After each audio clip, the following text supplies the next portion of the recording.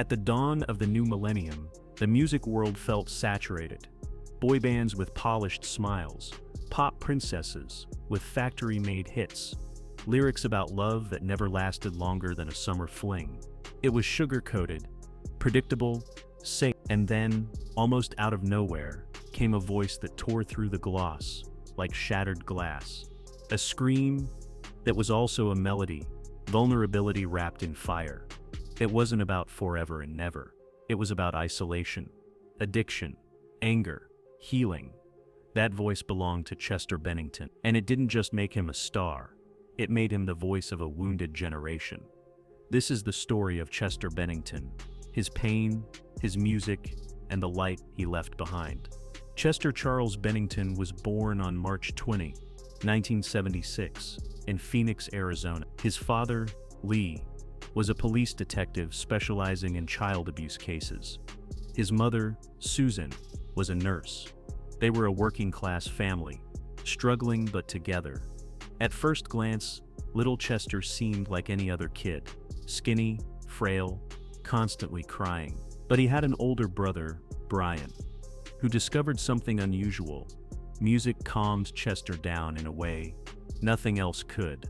Instead of bedtime stories, Brian would spin records by Depeche Mode, Stone Temple Pilots, and The Doors. Chester, barely a toddler, would listen wide-eyed, soaking up every lyric. By the time he was 2, he was already repeating lines from rock songs, hilariously inappropriate for his age, and his family would laugh watching the tiny boy with the oversized voice. But behind the laughter, shadows gathered. At school, Chester was bullied relentlessly for his size, his glasses, and his awkwardness. Worse, he carried a secret between the ages of 7 and 13. He was sexually abused by an older friend. He buried it in silence, convinced no one would believe him. Years later, Chester would reveal this truth publicly, explaining that the shame and confusion haunted him his whole life. At 11, his parents divorced. His mother took his siblings. Chester stayed with his emotionally distant father. He felt abandoned. "I hated everyone in my family," he admitted years later. "I felt worthless. I felt invisible." And so, to numb the pain, Chester turned to drugs and alcohol. Far too young, spiraling fast. Music remained his lifeline. In high school, Chester began writing songs, sketching drawings, pouring his emotions into art.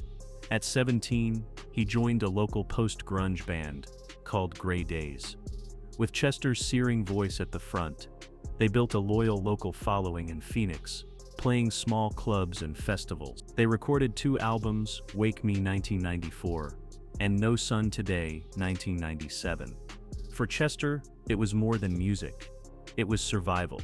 When he screamed into the microphone, the demons loosened their grip, if only for a few minutes.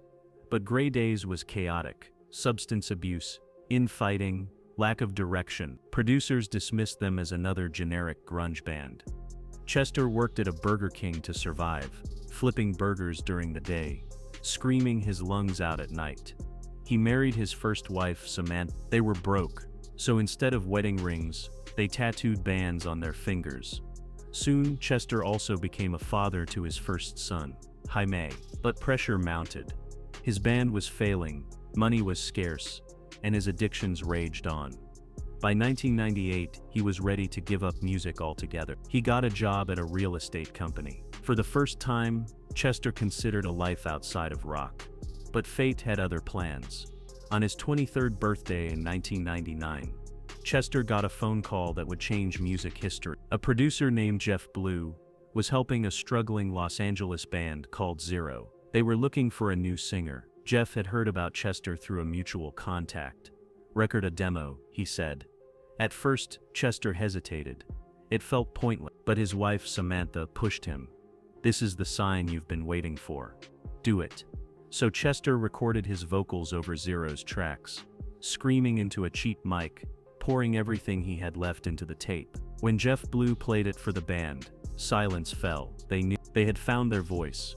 Chester flew to Los Angeles to audition in person. The other members, rapper and multi-instrumentalist Mike Shinoda, guitarist Brad Delson, drummer Rob Borden, DJ Joe Hahn, and bassist Dave Phoenix Farrell, watched in awe as the frail-looking young man unleashed a roar from his chest that shook the wall. They changed their name first to Hybrid Theory, and then after legal issues, to Linkin Park, a name Chester suggested after driving past Linkin Park in Santa Monica. By 2000, they had a record deal with Warner Brothers, and the world was about to meet them. On October 24, 2000, Linkin Park released their debut album, Hybrid Theory. It didn't just succeed, it exploded. Songs like Crawling, Paper Cut, One Step Closer, and in the end gave a raw voice to feelings millions of kids couldn't express. Chester's vocals were the weapon. He could shift from fragile whispers to blood-curdling screams in a heartbeat. The world had never heard anything like it. The record went on to sell more than 25 million copies worldwide, becoming the best-selling debut album of the 20s. MTV played their videos non-stop, their faces covered every rock magazine. For a generation drowning in silent pain, Chester became their megaphone. But the success came with a cost. The band played 320 shows in a single year. Chester's addictions resurfaced. The harder he tried to hold it together, the more he unraveled behind closed doors. "I was doing things to myself that could have killed me," he later admitted. The follow-up album, Meteora, 2003, proved Linkin Park wasn't a fluke. With hits like Numb, Faint, and Breaking the Habit, they cemented themselves as the kings of nu metal. Numb became an anthem for teenage alienation, its video showing a lonely girl ignored by everyone, resonating with millions. Breaking the Habit, inspired by Shinoda's concern for a friend, left Chester in tears when he first read the lyrics. He said it mirrored his own struggles so closely he couldn't perform it live for months. By now, Linkin Park was one of the biggest bands on the planet. They toured with Metallica, shared stages with Ozzy Osbourne, and headlined festivals across the globe.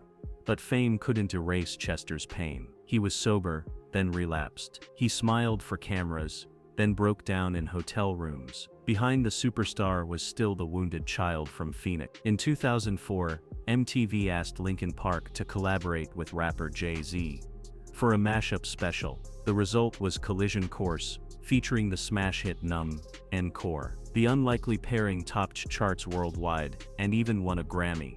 The moment was surreal. Chester, who grew up idolizing bands like Stone Temple Pilots, was now sharing stages with one of the world's biggest rappers. The experiment proved Linkin Park wasn't just a rock band, they were a cultural force. At the Grammys, when Paul McCartney unexpectedly joined Jay-Z and Linkin Park on stage to sing Yesterday, Chester was visibly shaking with emotion. He later said it felt like a dream. The bullied kid from Phoenix standing next to a Beatle, his voice blending with legend. By 2007, Linkin Park wanted to evolve. They brought in legendary producer Rick Rubin, known for his work with Metallica, Beastie Boys, and System of a Down. Rubin challenged the band, "Forget what Linkin Park is supposed to sound like. Write what you feel." The result was Minutes to Midnight, a more mature experimental record. Its lead single, What I've Done, became the anthem for Michael Bay's blockbuster Transformers. The album divided some fans but marked a turning point. Linkin Park was no longer just nu metal. They were storytellers willing to grow, even if it meant risking backlash. During this period, Chester befriended Chris Cornell, the iconic Soundgarden and Audioslave frontman. The two bonded deeply over their shared battles with addiction and depression. "He understood me," Chester said. "He was my brother."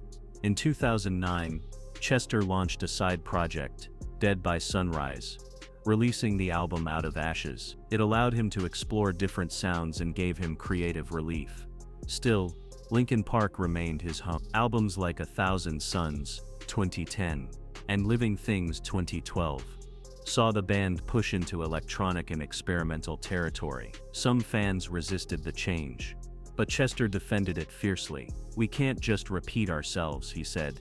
By the mid-2010s, Chester seemed in a better place. He remarried to Talinda Bentley and became a devoted father to 6 children. He was open about therapy, sobriety, and fighting his demons. But online, a darker storm brewed. Linkin Park's 2017 album One More Light leaned heavily into pop. Critics and fans mocked it, accusing the band of betrayal. Some went as far as heckling Chester on stage. He admitted the criticism cut him deeply.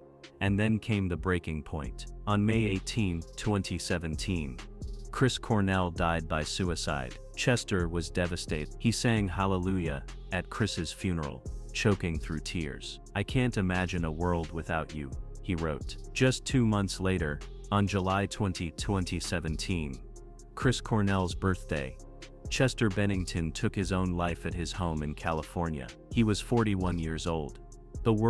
Fans gathered at vigils worldwide, singing Numb and The End. Linkin Park held a tribute concert in Los Angeles, where the band played while Chester's microphone stood alone, lit by a single spotlight. Tens of thousands of fans sang every word. Chester didn't just leave behind a catalog of songs. He left behind permission. Permission to feel broken, to scream, to cry, to survive. His voice was catharsis for millions who felt alone in their struggles. As Mike Shinoda said, Chester made the world a little less lonely. Today, his legacy lives on, not only in Linkin Park's records, but in every fan who was pulled back from the edge because a song told them, "You're not alone." Chester Bennington wasn't perfect. He was fragile, flawed, human. But he turned his wounds into anthems. He screamed so we didn't have to. He carried pain so others could feel lighter. And though he left too soon, his voice remains in car stereos, in headphones, in stadiums. A reminder that even in the darkest place, someone has been there before, and their song might just carry you through the night. Chester's story is one of light and darkness, of battles fought in public and in private. His voice gave millions the courage to face their own demons, and his legacy continues to echo in every generation that discovers his music. If Chester's journey moved you, share this video with someone who needs to hear it. Leave a comment with your favorite Linkin Park song, or a memory of how their music helped you through tough times. And if you want more stories of the legends who shaped rock history, don't forget to like, subscribe and ring the bell, so you never miss the next deep dive into the lives behind the music.